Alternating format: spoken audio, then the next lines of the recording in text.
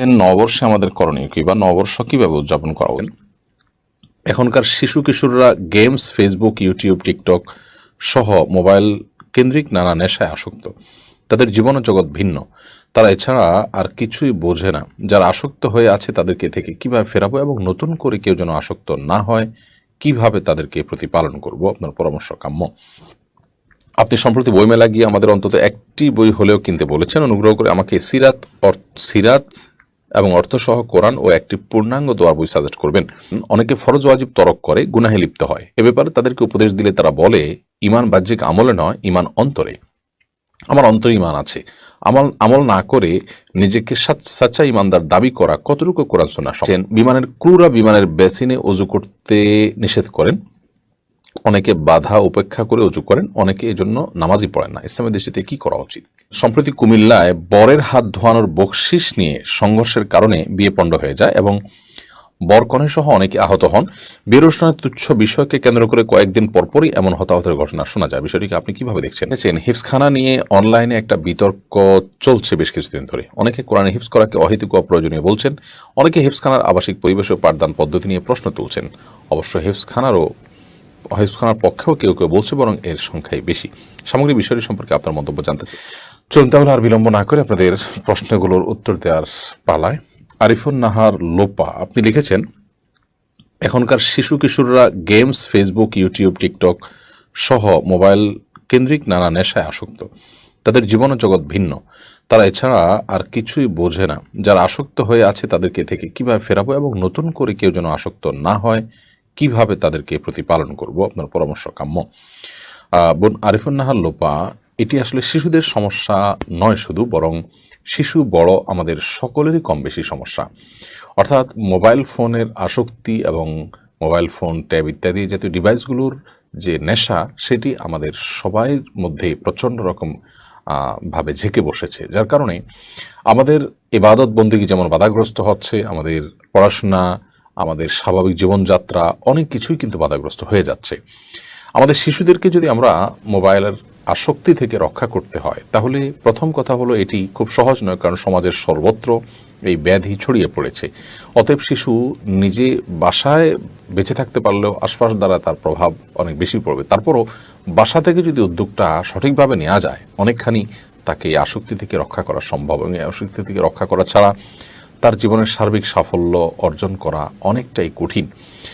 অতএব এর জন্য প্রথম পদক্ষেপ হিসেবে যেটি নিতে হবে তা হলো বাবা মা নিজে এবং বাসা বাড়িতে মোবাইল ঘাটাঘাটি এবং অহেতুক দীর্ঘ সময় পর্যন্ত এই সমস্ত ডিভাইসগুলো টিপাটিপির যে বদভ্যাস আছে, বাসার সবাইকে, অর্থাৎ বড় যারা আছেন তাদের সবাইকে সেটি থেকে বিরত থাকতে হবে।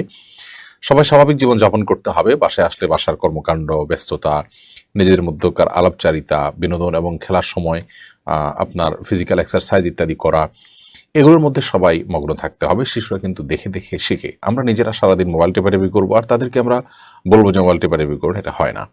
অতএব নিজেরা বিরত থাকতে হবে, একটা সুন্দর পরিবেশ বাসার মধ্যে দিতে হবে। এটি হলো প্রথম কথা। দ্বিতীয় কথা হলো যে এর জন্য ফিজিক্যাল এক্সারসাইজের বিভিন্ন আয়োজন রাখতে হবে, খেলাধুলার আয়োজন রাখতে হবে এবং একান্ত খেলনা হিসেবে দিলে, ধরুন ছোট বাচ্চা হলে একেবারে দোলনা, বা একটু বড় বাচ্চাদের জন্য দোলনা চলে, অবস্থা বেঁধে সেটা যদি দেওয়ার মতো সুযোগ থাকে ভালো।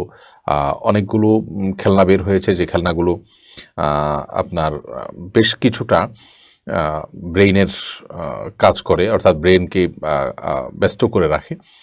বাচ্চারা খেলার চলে অনেক কিছু শিখতেও পায়। যেমন অন্যরকম গ্রুপের বিজ্ঞান বাক্সের কথা আমরা এর আগে একবার বলেছিলাম, এরকম আরও কোনো বিভিন্ন আপনার আয়োজন থাকতে পারে অন্যান্য প্রতিষ্ঠানের। তো এগুলো তাকে বাচ্চাদেরকে দেওয়া যেতে পারে। এবং সর্বোপরি বাচ্চাদেরকে বোঝানো উচিত যখন তারা বুঝতে শিখবে তখন থেকে, যেগুলো তাদেরকে নানাভাবে ক্ষতিগ্রস্ত করছে এবং একটা নির্দিষ্ট সময় তারা এগুলো চালাবে, তার আগে চালানো তাদের জন্য ক্ষতিকর। সে সাথে আল্লাহ তার কাছে পানাহ এবং আশ্রয় চাইতে হবে, দোয়াও করতে হবে। আল্লাহ তাআলা আমাদের শিশুদেরকে এই ভয়াবহ ক্ষতিকর বিষয় থেকে হেফাজতে রাখুন। আজকাল অনেক শিশু মানসিকভাবে নানা দিক থেকে তারা বিকারগ্রস্ত হয়ে পড়ছে, অসুস্থ হয়ে পড়ছে, তাদের দৃষ্টিশক্তি শেষ হয়ে যাচ্ছে, তাদের শরীরের মধ্যে স্থূলতা সৃষ্টি হয়ে যাচ্ছে। এর অন্যতম কারণ হলো এটি।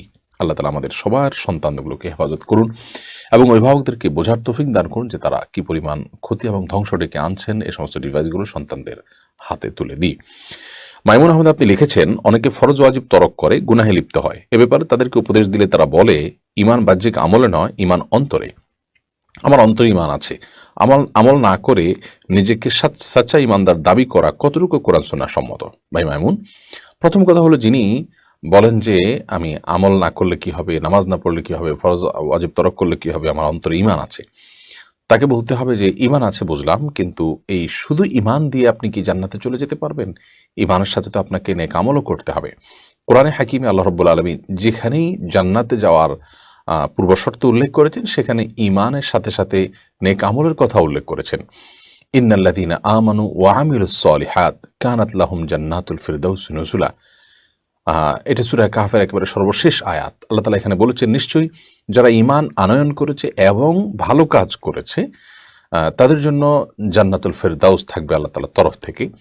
তো এরকম আয়াত গোটা কোরআনে প্রচুর পরিমাণে আছে, যেখানে আল্লাহ রাব্বুল আলামিন ঈমানের পাশাপাশি নেক আমল বা ভালো কাজের শর্ত আরোপ করেছেন জান্নাতে যাওয়ার জন্য। অতএব ধরে নিলাম যে আপনি ফরজ ওয়াজিব পুরোপুরি মানতে পারছেন না, কোনো কোনো গুনাহ করছেন, তারপরও আপনি ইমানদার আছেন, কিন্তু শুধু ইমানদার থাকাই তো আপনার জান্নাতে যাওয়ার জন্য যথেষ্ট হবে না, আখিরাতের নাজাত বা মুক্তির জন্য যথেষ্ট হবে না। বিধায় আপনাকে ইমানের পাশাপাশি নেক আমল করার চেষ্টা করতে হবে।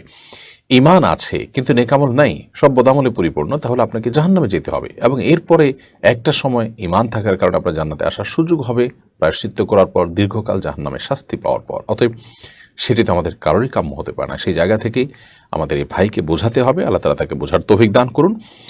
আর কোনো কোনো ফরজ ওয়াজিব তরক করলে বা কোনো কোনো পাপে লিপ্ত হলে ইমানও নষ্ট হয়ে যায়। ইমান কিসে নষ্ট হয় সেটি আমাদের জানা থাকা দরকার। তবে মৌলিকভাবে আহলুস সুন্নাহ জামাতের আকীদা এবং বিশ্বাস হলো যে কারোর মধ্যে ইমান এর কোনো বিষয় যদি ত্রুটি না থাকে, এরপর তিনি যদি কোনো ওয়াজিব তরক করেন, কোনো গুনাহ করে ফেলেন, এমনকি কোনো সাধারণ ফরজ তার তরক হয়ে যায়, তো এর কারণে তিনি বেঈমান হয়ে যাবেন না। কিন্তু তার মধ্যে যদি বেপরোয়া ভাব চলে আসে, যেগুলো করে কি হবে, এগুলো করার দরকার কি, কোনো লাভ নাই, এসেই আল্লাহ মাফ করুক, এই জাতীয় যদি কোনো উক্তি করে ফেলেন, তাহলে সেক্ষেত্রে তার এই বেপরোয়া ভাবের কারণে আল্লাহ দ্রোহিতার সামিল হয়ে তিনি ইসলাম থেকে খারিজ হয়ে যেতে পারেন।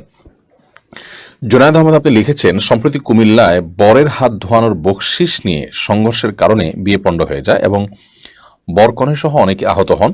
বিয়ের অনুষ্ঠানের তুচ্ছ বিষয়কে কেন্দ্র করে কয়েকদিন পরপরই এমন হতাহতের ঘটনা শোনা যায়। বিষয়টিকে আপনি কিভাবে দেখছেন?